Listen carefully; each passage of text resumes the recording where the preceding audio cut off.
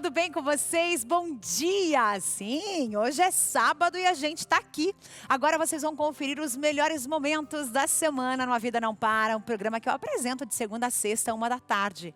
Então, a gente preparou para vocês entrevistas e reportagens, as mais marcantes dos últimos dias. Você fica aqui comigo, que tem muita coisa boa aí, viu? Eu quero a sua companhia neste sábado. Vem! E vamos ao assunto desse primeiro bloco. Você já fez romaria a pé? Sim, para pagar uma promessa, para realizar algo que você deseja. Hoje nós vamos falar dos casos de acidentes que acontecem com os romeiros durante os períodos de festividade. Quando há comemorações, muitas pessoas acabam viajando, o que pode gerar algum tipo de acidente. A gente vai saber como agir diante de acidentes com os romeiros. E ainda, nós vamos falar sobre o encontro com pais, um evento que aconteceu nessa semana no Ministério Público do Estado do Paraná. E aqui no A Vida Não Para, nós conversamos com o Procurador-Geral de Justiça, o Francisco Zanicotti, sobre a importância de ser um pai presente na vida dos filhos. O que é um pai na vida dos filhos? E vamos aos nossos melhores momentos. Muito bem, no começo do programa eu falei sobre os romeiros. Lembra?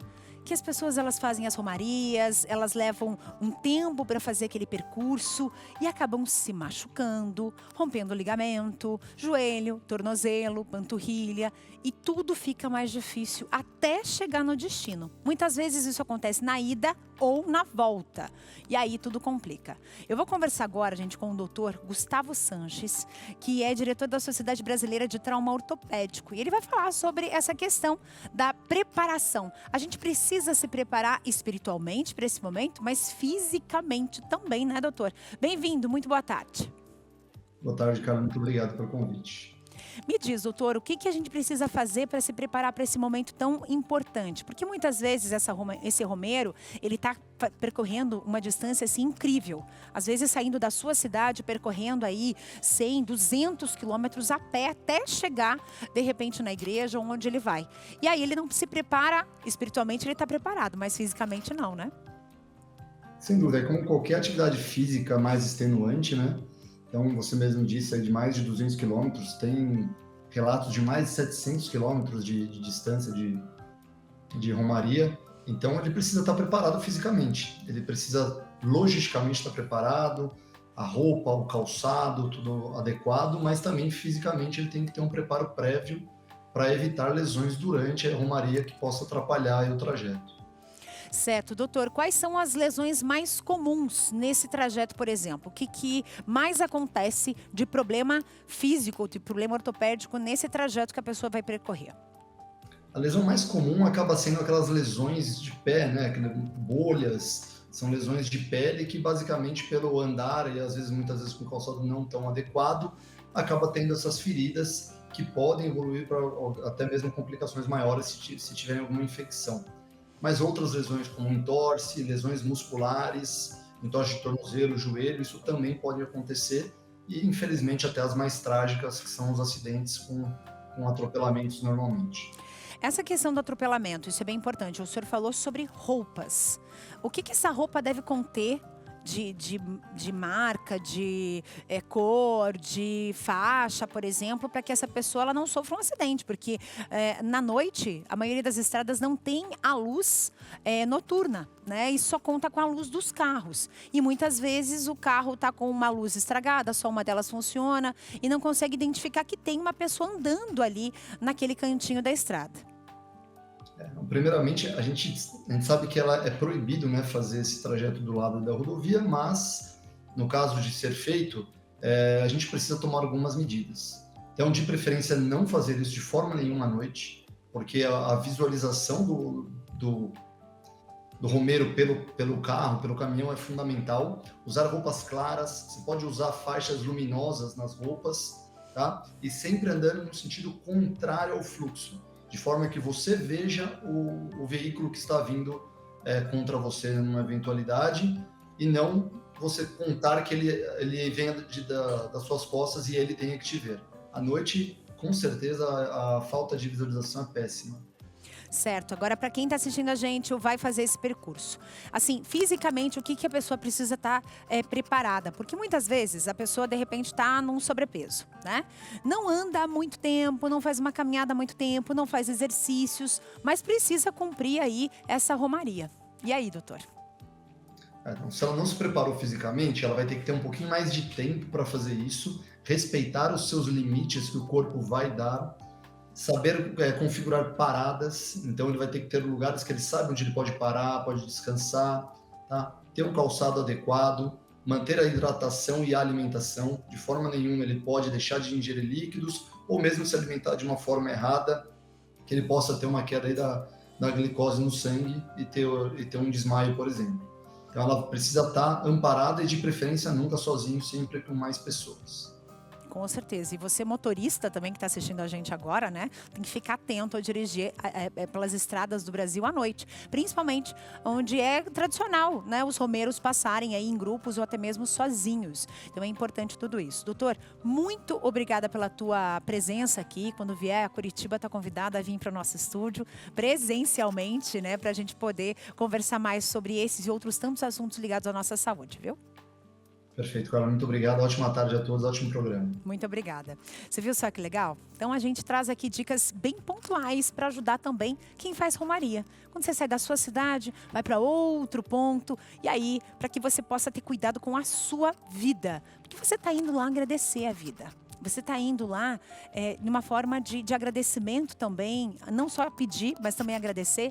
Então você precisa cuidar da tua vida para que essa viagem ela seja concluída na ida e na volta em segurança para casa. Lembra que eu falei no comecinho do programa que a gente ia falar sobre a responsabilidade do pai? Isso mesmo. Quando a gente traz esse assunto, tem muita gente que torce o nariz. Não, mas e a mãe, né? A mãe, ela quando ela tem um filho, a gente sempre diz, né? O filho é da mãe, sim. Porque a falta do pai, infelizmente, é quase que generalizada no nosso país pela quantidade de registros de crianças com a falta do nome do pai, somente com o nome da mãe. Então, se você é um filho de mãe solo, é um filho de mãe presente, pai ausente, ou até mesmo ao contrário, né? Isso também acontece, mães ausentes e pais presentes. A gente vai conversar agora sobre um momento bem especial que vai acontecer amanhã aqui na nossa cidade, que é o Encontro com Pais. Esse é um encontro que vai acontecer amanhã, às 19 horas, às 7 horas da noite, no Ministério Público do Estado do Paraná. E eu recebo aqui no estúdio o Procurador-Geral de Justiça do Estado, que é o Dr. Francisco Zanicotti, que está aqui comigo para falar exatamente sobre isso. Tudo bem, doutor? Bem-vindo. Oi, Carla. Boa tarde, obrigado pelo convite. É um prazer te receber. A gente estava aqui, né, falando sobre esse encontro. Vai ter muita gente grande nesse encontro, vai ter muito palestrante, vai ter o Procurador-Geral de Justiça, que é o Dr. Francisco, a desembargadora do Tribunal de Justiça, a doutora Joeci Machado Camargo, e o Papai é Pop, vocês sabem do que eu estou falando, né? O Marcos Piangers também vai estar presente nesse evento, falando um pouquinho sobre o papel do pai. Agora, doutor, como é que é essa história do papel do pai? Que é tão difícil a gente falar, né? Porque tem muita, assim, a gente tem um número gigantesco de crianças que são registradas somente no nome da mãe nesse nosso país, né? Eu uso muito o exemplo do jogador de futebol. Quando o jogador é solteiro, ele tatua o nome da mãe aqui. Quando é o primeiro gol que ele faz num grande time, ele mostra o nome da mãe dele aqui no braço, né? E a gente percebe muito isso. A mãe sempre muito disposta a acompanhar seus filhos e o pai ausente nesse ponto. Como é que funciona isso?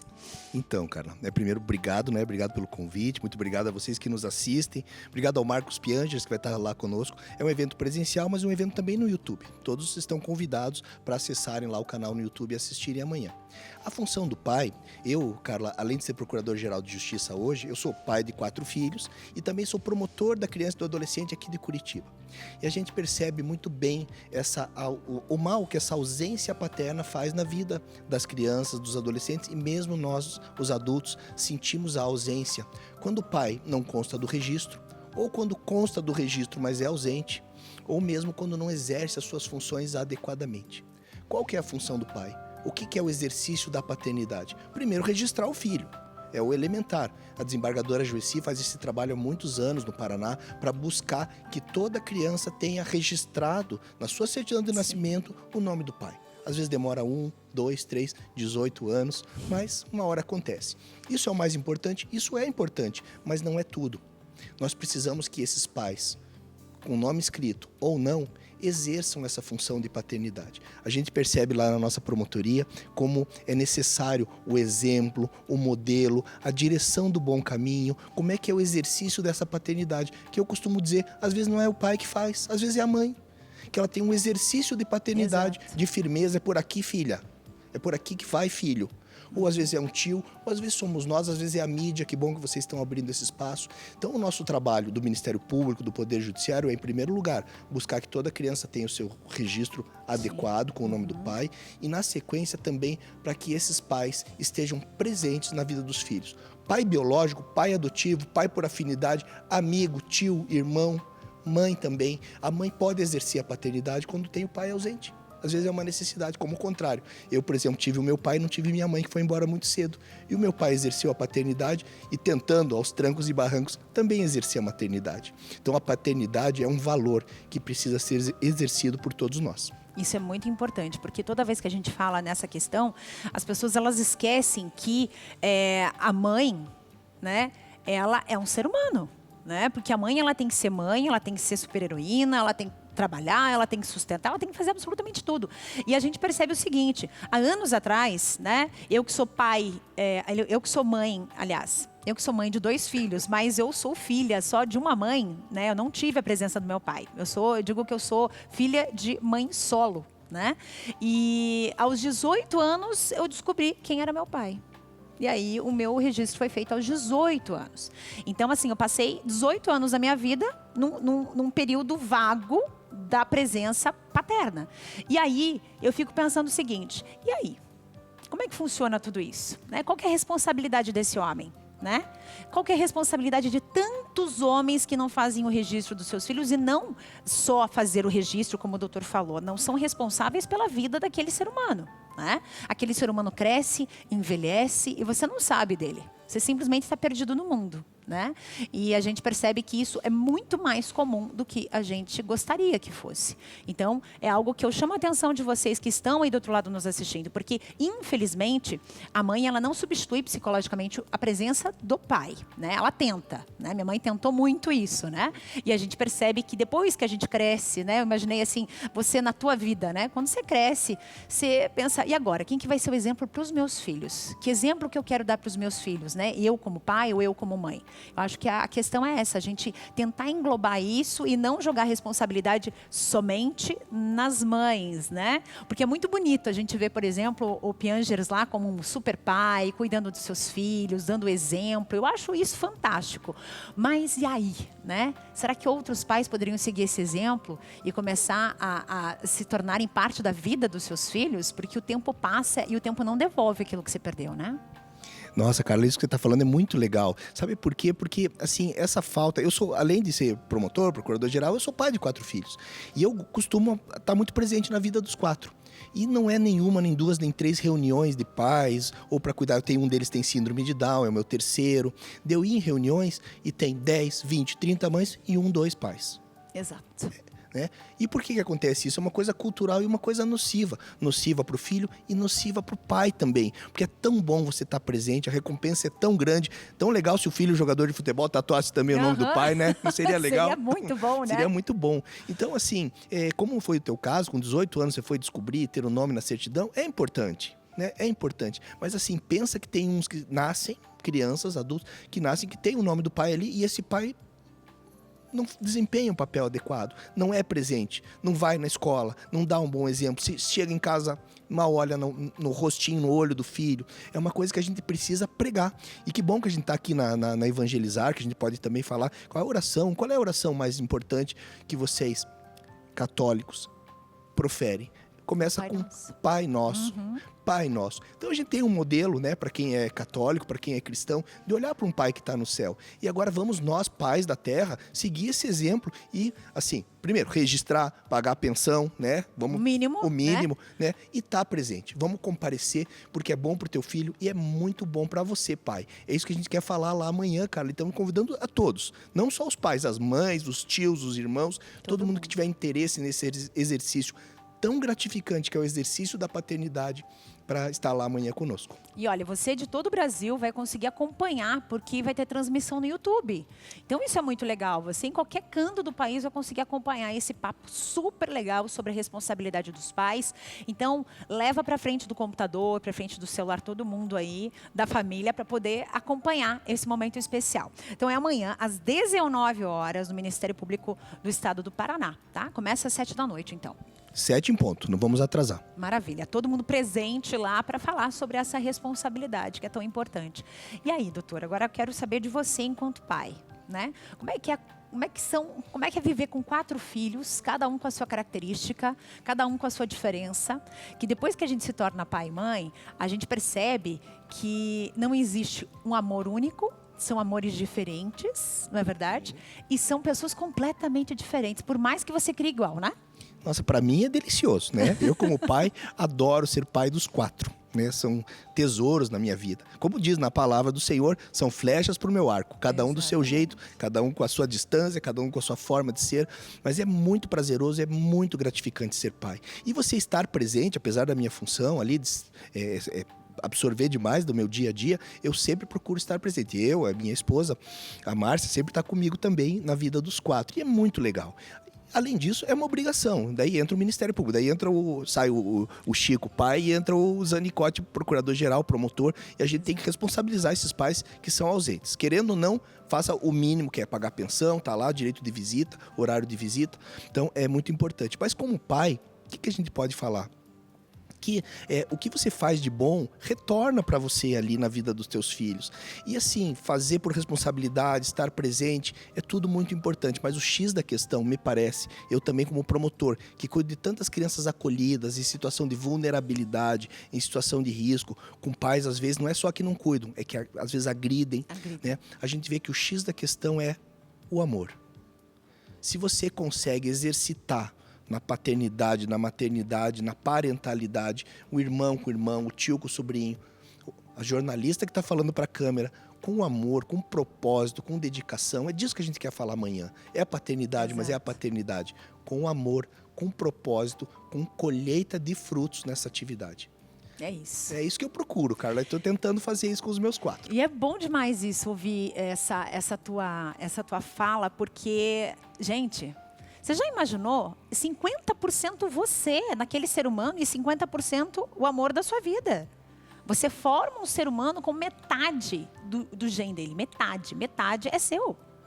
Você já imaginou você ter a oportunidade de ver a sua obra crescer e dar frutos? Gente, isso é ser pai e mãe. Pensem bem. Muito obrigada, doutor. Foi um prazer te receber aqui. Imagina. E está convidado a voltar sempre que quiser. Imagina, eu estou sempre à disposição. Parabéns pelo programa, parabéns pela abrangência e alcance da TV Evangelizar. E o Ministério Público está sempre à disposição de vocês. Muito obrigado. Muito obrigada. E aí, o que você está achando dos nossos melhores momentos? Antes do intervalo, quero saber de você, né? Afinal de contas, eu estava ansiosa por esse momento especial no sábado também. A gente já volta e daqui a pouco a gente vai falar sobre multas de trânsito. Não sai daí.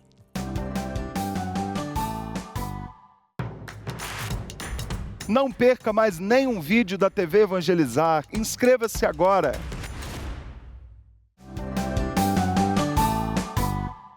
Estamos de volta com os melhores momentos do programa Vida Não Para. A gente preparou tudo para vocês, porque você sabe que o programa vai no ar de segunda a sexta, 13h, aqui na TV Evangelizar. Mas hoje, sábado, vocês estão tendo o prazer de rever as melhores entrevistas, as mais marcantes, as reportagens mais legais e divertidas da semana toda. Olha só. Bem, agora vamos falar do seu sono. Me conta, como é que tá? Tá difícil aí o negócio? Será que a falta de sono ela tem conexão com a saúde do teu cérebro? Será que a falta de sono ou a dificuldade de adormecer pode ser um sinal de que o teu cérebro está envelhecendo muito cedo? A resposta está aqui comigo, aqui do meu lado, na verdade. Segundo a Academia Americana de Neurologia, essa é uma grande preocupação, uma preocupação crescente no mundo todo, principalmente em adultos de meia idade. Isso de acordo com pesquisas, tá? As pessoas têm mais dificuldades para adormecer, para pegar no sono, para dormir de verdade, né? E aí o cérebro começa a envelhecer. Eu vou conversar aqui, gente, agora com o Dr. Ricardo Asmé, que é psiquiatra do Spa Estância do Lago. Bem-vindo, muito obrigada pela presença, é um prazer te receber. Doutor, como é que é isso? O cérebro envelhece como o fígado, como o rim, como o pulmão, como o pâncreas, como todos os nossos órgãos, como a nossa pele. A pele envelhece, a gente envelhece inteiro, né? Sim. Mas por que o nosso cérebro está envelhecendo antes do ideal, digamos assim? Então, alguns fatores causam envelhecimento cerebral. Agora, em 2023, 2024, surgiram estudos importantes correlacionando problemas de privação de sono ou sono em menor quantidade a envelhecimento cerebral mais rápido, né? Principalmente um estudo da Universidade de Stanford, que foi um estudo de idosos, 4.400, um pouquinho mais de idosos, que correlacionou menos de 6 horas de sono com o envelhecimento precoce do cérebro. Esses idosos tinham aproximadamente 70 anos. E esse estudo que foi citado, que é um estudo de homens de meia idade, que foram verificados 5 anos de privação de sono, ou de sono ruim, com insônia inicial, despertar no meio da noite, ou despertar precoce na manhã seguinte, e foi verificado o cérebro deles depois de 15 anos. Esse foi um estudo da Universidade de Califórnia. E também verificou que o cérebro deles estava envelhecendo mais rápido. Como que se nota isso? O cérebro nosso, ele tem um envelhecimento normal, ele dá uma murchadinha, diminui o volume cerebral, né? E esses, através de modelos de aprendizado de máquina e tomografia por emissão de pósitrons, o pessoal consegue verificar o quanto que um cérebro deve envelhecer em períodos relativamente curtos. Por exemplo, o que foi constatado são envelhecimentos precoces, mas não assim muito, não diferença muito pesada, coisa de 2,5, 3 anos de envelhecimento, que é perceptível através da máquina. Tá, por exemplo, então se eu tenho 40 anos, na máquina ela me diz que eu vou ter 43, 44 anos de idade. 44 anos de idade, exatamente. E isso é estatisticamente significativo, a gente tem poder de máquina hoje para fazer isso. Tá? Então a gente nota que o sono, ele é um fator. Um estudo chinês já havia constatado uma coisa interessante também, que as pessoas que dormem mais que 9 horas podem ter também envelhecimento precoce no cérebro. Ah, é? Então dormir demais também é também prejudicial? Pode ser prejudicial, sim. Os estudos se concentram mais na privação de sono, mas alguns estudos demonstram que dormir demais também é prejudicial. E a gente se priva muito do sono quando a gente é jovem e a gente vai sentir isso depois? Exato. Explica. A privação na juventude ou na meia-idade, ela está correlacionada a um cérebro de menor volume, ou seja, um cérebro menos celular. Com isso, ao déficit cognitivo leve, mas o déficit cognitivo leve, né, ele precede quadros demenciais, ele é um fator de risco para quadros demenciais. Então, sempre que você tem uma privação de sono, um sono ruim durante a vida, esse é um fator de risco para perder a cognição na idade mais idosa, né? Outros fatores de risco, vale a pena citar, seriam assim, hipertensão, a obesidade, perda auditiva não tratada, sendo que a perda auditiva tratada, por exemplo, ela não faz esse déficit cognitivo, mas a perda auditiva do idoso, por exemplo, não tratada, ela chega a fazer perda de 1 centímetro cúbico de cérebro a mais por ano no idoso. O teu cérebro vai murchando, literalmente. Literalmente. Gente, isso é impressionante. Você que achava que era só o teu rosto que ia murchando, que ia caindo, que ia despencando, o teu cérebro também, gente. O cérebro também envelhece. Agora, doutor, você falou de alguns fatores de risco. Todas as pessoas passam por isso? Por exemplo, todo mundo vai ter esse déficit, essa dificuldade, se você não buscar ajuda, não buscar alguma coisa que possa te ajudar nesse sentido, porque digamos que eu não seja do fator de risco, que eu não esteja atrelada à questão de hipertensão, nem de pressão alta, nem nenhum problema cardíaco, beleza, tô ótimo aqui, maravilha. Eu também posso ter isso. Então não é só quem tem fator de risco, né? Sim, exatamente. Esses fatores, então, também não exercer atividade física, né? Ultimamente o pessoal tem notado também que perdas visuais mais graves são um fator de risco, diabetes, pressão alta, etc. Eles aumentam o risco de desenvolver a doença. Mas risco menor também pode aparecer a doença no futuro. É só uma questão de você ter mais ou menos risco, desenvolver mais precocemente ou menos precocemente. Agora, o cérebro envelhecido, ele é caracterizado por um menor volume e por depósitos de proteínas chamado beta-amiloides, placas amiloides, e muitas vezes a pessoa mantém ainda uma cognição normal, mesmo tendo essas características, porque são características próprias da idade. Sim. É mais ou menos como você ter um outro órgão qualquer que modifica um pouco o padrão morfológico, mas que mantém o padrão é que nem funcional. o coração ele envelheceu, mas ele continua bombeando sangue, ele continua ali batendo, né? Exatamente. Entendi. Então a gente tem que cuidar de todos esses fatores, incluindo o sono. Gente, essa questão é muito séria, porque a gente vai envelhecendo, só que a gente não percebe isso. A gente não percebe que a gente está envelhecendo, a não ser que você faça um comparativo, assim. Você tem um filho, o teu filho cresceu assim, ó, que nem abobrinha. Do dia para a noite está lá com 15 anos de idade, aí você pensa, nossa, meu filho está grande, opa, estou envelhecendo, né? Mas a gente percebe ao longo do nosso dia a dia. Às vezes você esquece uma palavra, às vezes você esquece. O esquecer também está conectado a isso, doutor? O esquecimento demais. Por exemplo, esquecer a chave do carro um dia, mas esquecer todo dia. Esquecer de tomar um remédio todo dia, quer dizer, isso daí é uma questão que só vai ampliando o esquecimento, por exemplo. Sim, mas existem dois tipos, vamos dizer assim, de esquecimento. Aquele que é agudo, por exemplo, uma noite de sono mal dormida já vai te causar problemas cognitivos no dia seguinte. E é uma situação assim, a cognição fica bastante prejudicada, até atrapalha um pouco o trabalho, etc. Mas isso pode passar. Os dados que a gente tem provenientes de estudos se referem a 5 anos aproximadamente, um pouco menos, um pouco mais, de noites mal dormidas, porque o paciente tem uma insônia que não é tratada, ele não faz uma terapia cognitivo-comportamental para tratar essa insônia ou não usa algum remédio, e daí ele realmente tem um fator de risco para demência, né? Mas qualquer pessoa que tenha um estresse agudo, ou seja, não dormiu, ela vai ter um transtorno cognitivo agudo reversível. Doutor, uma coisa que sempre me diziam assim, ó, olha, você vai ter um neném, você vai ter um bebê, então aproveita para dormir muito antes. Só que o sono a gente não consegue acumular. Que bom se fosse, a gente pudesse dormir muito, assim, acumular aquele descanso, o sono não se acumula.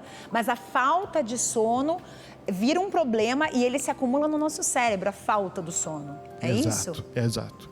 O cérebro passa, então, a ter uma conformação, volume cortical menor. Também a substância cinzenta se apresenta em menor volume, né?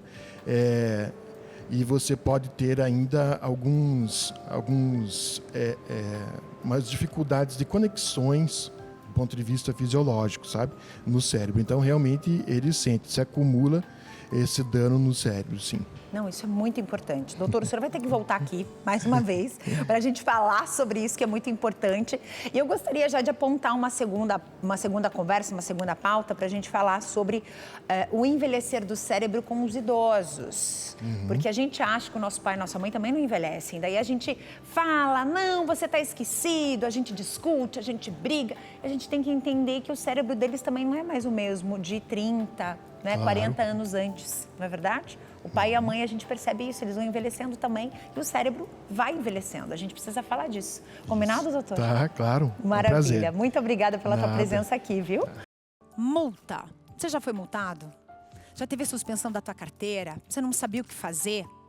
Gente, isso pode acontecer por algum erro, por alguma situação sua ou algum erro do sistema. Porque muitas vezes tem gente que conta aí várias situações até de receber multa indevida. Isso mesmo.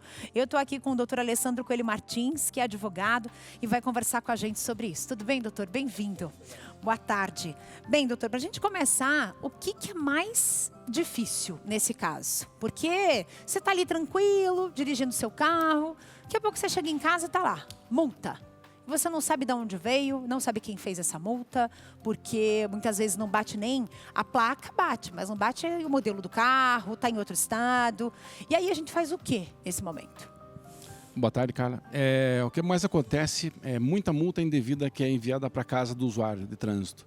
Então, o ideal é sempre que o condutor ou motorista ou o próprio proprietário do veículo, quando receber alguma notificação em casa, a primeira coisa que ele tem que fazer é conferir os dados, né? Ele tem que conferir, porque no Brasil, quase 80 milhões de multas são aplicadas por ano, né? E muitas delas são indevidas.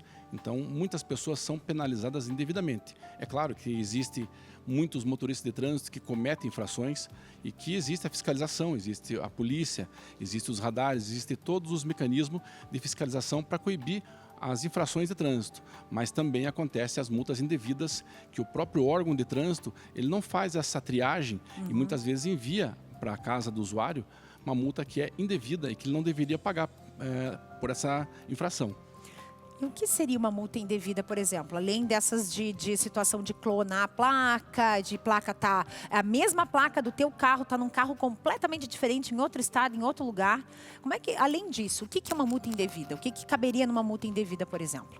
Veja só, existem várias situações que são consideradas multas indevidas.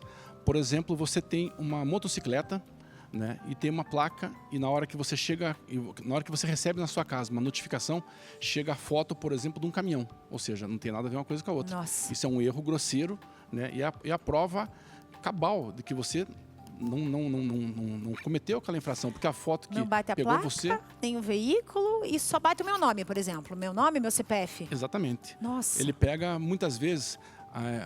A foto da placa do carro, muitas vezes ele faz o espelhamento dela e ele busca um veículo cadastrado lá, por exemplo, na Bahia, num outro estado, numa outra cidade, de uma outra pessoa que nunca esteve, por exemplo, em Porto Alegre, no Rio Grande do Sul.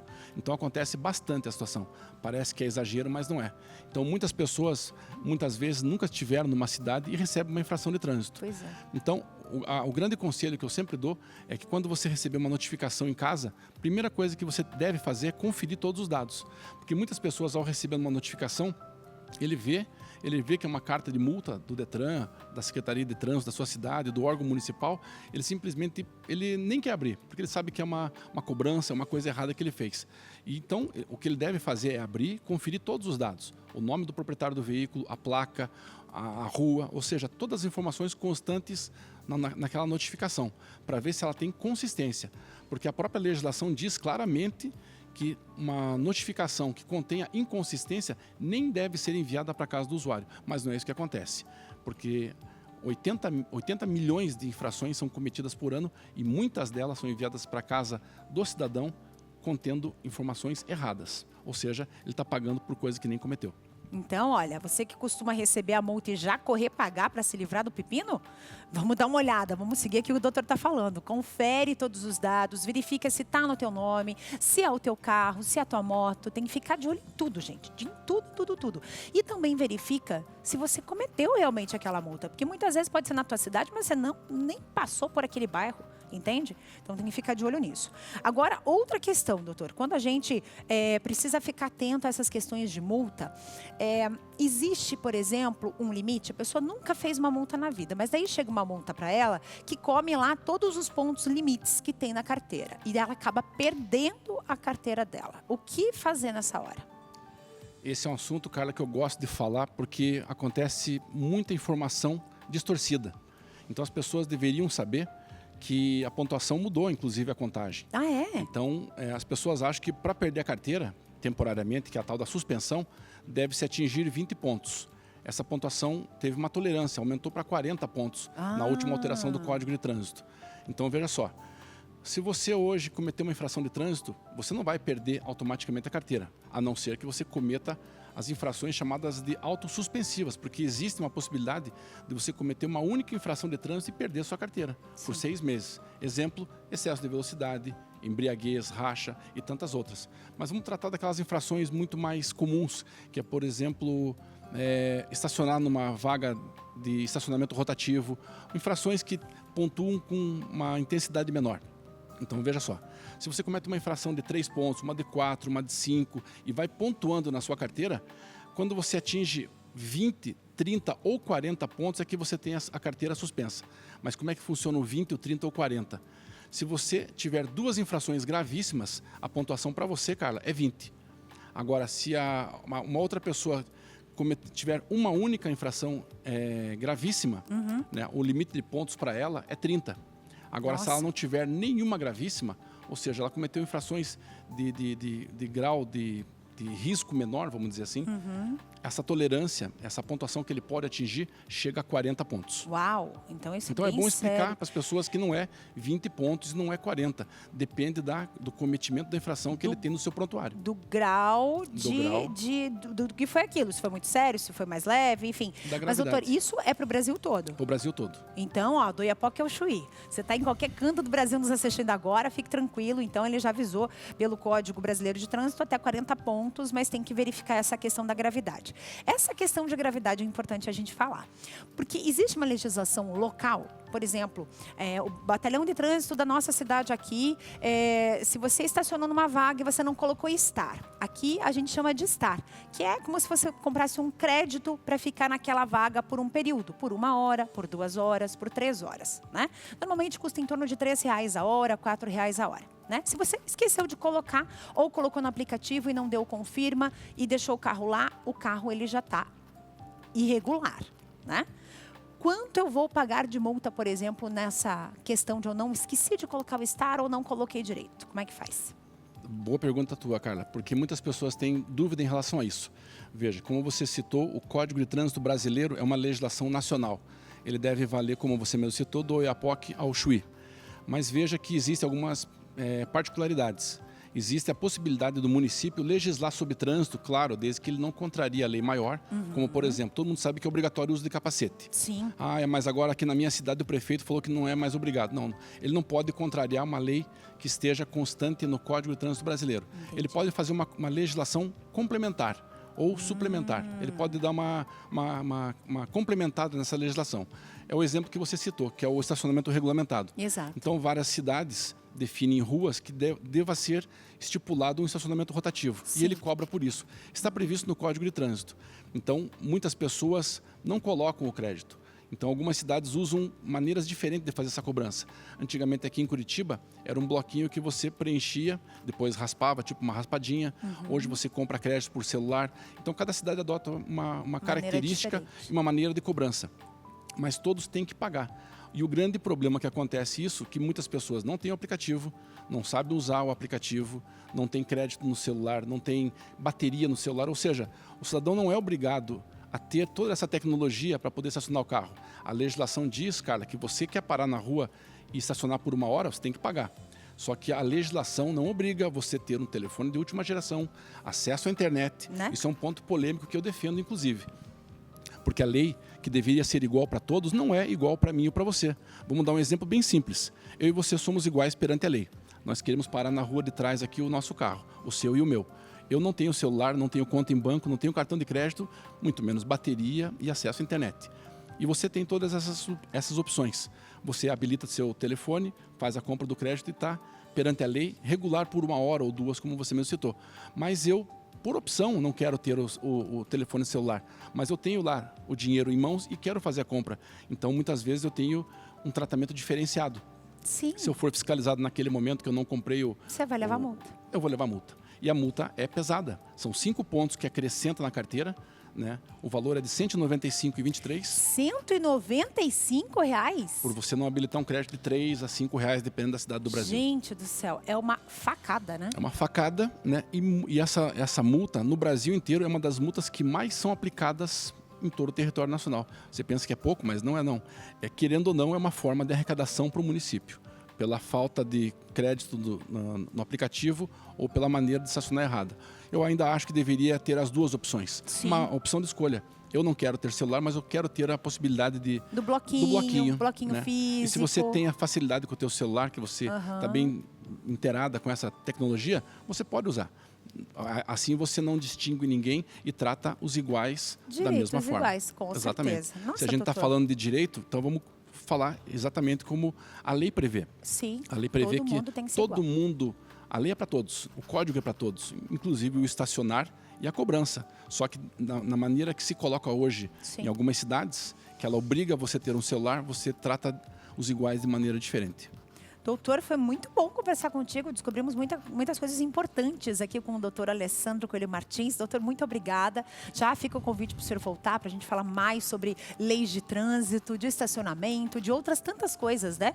E que é importante a gente falar sobre isso, porque tem muita gente tirando carteira e que não sabe metade do que pode acontecer aí na rua no dia a dia, né? Complementando esse tema de suspensão de carteira, de pontos, é sempre interessante frisar e explicar para a população justamente quais são os direitos dela.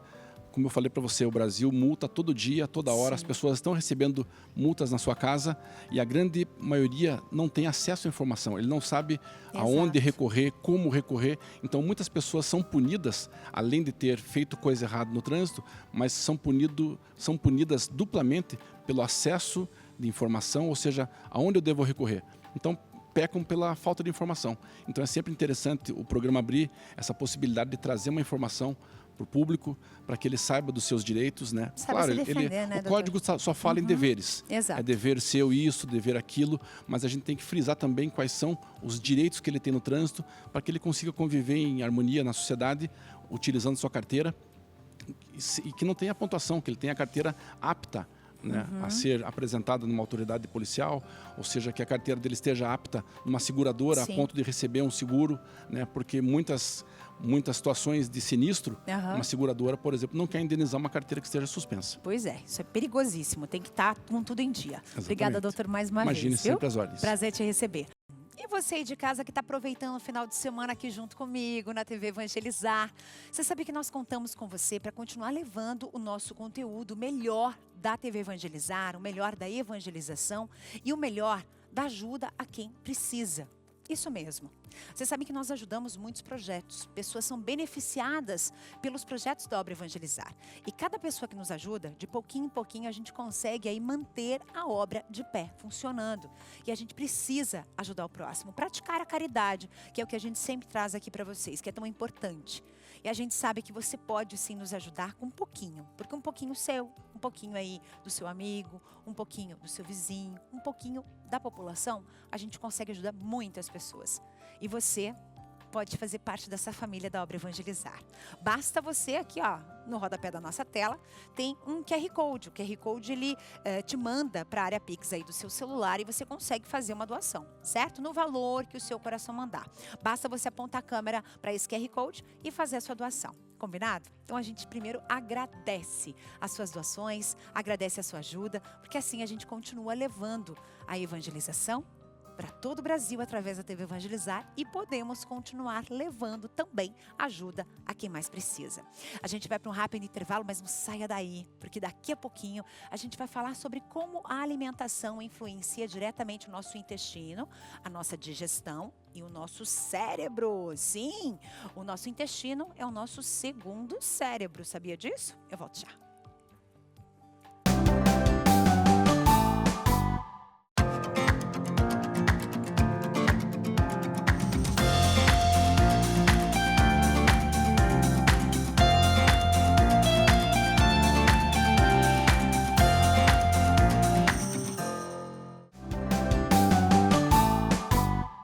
Estamos de volta com os melhores momentos do programa Vida Não Para. Programa que vai ao ar, você sabe, de segunda a sexta, 13h, aqui na TV Evangelizar. E hoje, sábado, a gente está revendo entrevistas e reportagens que marcaram a semana.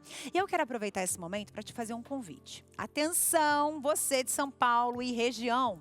Daqui a pouquinho, meio-dia, o padre Reginaldo Manzotti vai celebrar a missa da família Evangelizar é Preciso, na Catedral da Sé, bem no centro da capital paulista, né? No coraçãozinho aí da capital paulista. Se você não puder comparecer, ou tá fora, tá em outra cidade, tá em outro canto do país, é só assistir aqui na TV Evangelizar que nós vamos fazer essa transmissão para todo o Brasil. Agora, eu queria tocar num assunto que eu tenho certeza que você deve estar pensando. Ah, lá vem ela falar de saúde. Sim, vamos falar de saúde agora. Só que antes da gente falar do nosso músculo cardíaco, do nosso coraçãozinho, que dizem que a panturrilha é o segundo coração do nosso corpo, a gente precisa falar sobre uma atividade física que está na moda, de novo. Né? A cada 2, 3 anos, as corridas elas voltam com tudo. Eu digo que são as gerações descobrindo algumas atividades físicas. E a corrida, gente, é um grande amor para quem gosta de correr na rua. Mas tem que ter alguns cuidados. Vamos saber um pouco mais sobre essa onda toda da corrida? Olha só. Vocês lembram que a gente estava falando sobre digestão? Quando você come, você fica o dia inteiro conversando com a comida? Parece que não digere, fica aquela coisa, sabe, desgastante. Você toma água, ou toma qualquer outro líquido e parece que não digere aquela comida, você fica conversando com ela. Ou então você tem muita dor na boca do estômago, tem cólica intestinal. Então, comer é muito gostoso, mas é um sacrifício para o teu organismo digerir esse alimento. Você passa por isso? Então vem cá, vamos conversar aqui com quem entende do assunto. A gente vai conversar com a nutricionista Maria Olívia. Ela está falando com a gente à distância, que ela é especialista em saúde intestinal e digestiva. Bem, bem-vinda primeiro, muito obrigada pela tua presença aqui, viu, Maria? Muito obrigada por ter aceito o nosso convite. Para a gente começar esse assunto, por que a alimentação é tão importante para manter a gente vivo, só que ao mesmo tempo a gente se sente tão mal, né? As pessoas acabam não entendendo por que quando comem ficam com essa sensação muito ruim. É quase que uma tortura, né? A digestão dos alimentos.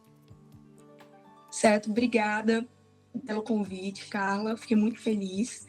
E, bom, como nutricionista funcional, né, especialista na parte digestiva e intestinal, eu acho que todo mundo precisa cuidar do intestino, né? Então, quanto mais eu vejo as pessoas falando, eu preciso emagrecer, eu preciso melhorar o rendimento do treino, mas como é que está a parte da metabolização dos alimentos? Como é que está a parte da absorção?